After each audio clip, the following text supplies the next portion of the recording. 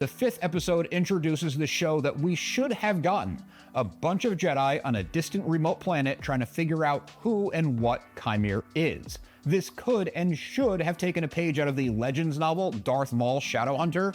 Qimir even says that anyone who's ever seen him has to die.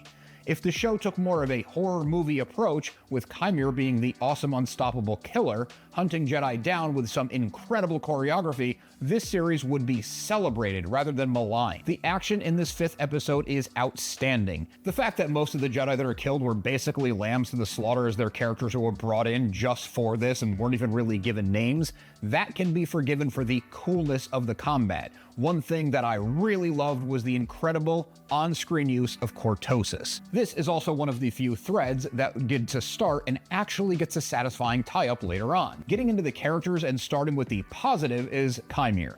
The villain is easily my favorite character and the only one that I can feel confident in calling a character.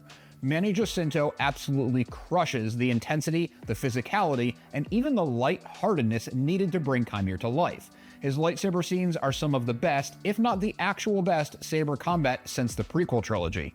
His speed and brutality is perfect for the audience's eyes, but also his character.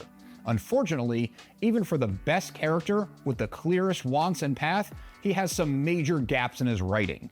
He has a Jedi past that we know Vernestra was once his master, but since she believed him long dead, we get nothing else on that. He has scars from Vernestra's light whip, a unique weapon introduced as a bug zapper and never brought up again. He's been training May, but for how long? How directly? Does he just train her in combat or with the Force? When did he find her? How did he find her? He's not much older than her, but has some lines implying that he's way older than that. Is any of this true, or are they just more threads dropped in to not tie up later on? I'd take a spin-off on just him, leaving everything else Acolyte out of it. Jecki was a character that I didn't put much thought into the first time around, but I saw how strong her character is on this rewatch. Granted, when I say strong, it is relative to the complete lack of strong writing in the other characters, as we don't get to spend much time with her. But she's consistent and acts as a Jedi. She's a character, not a plot mover.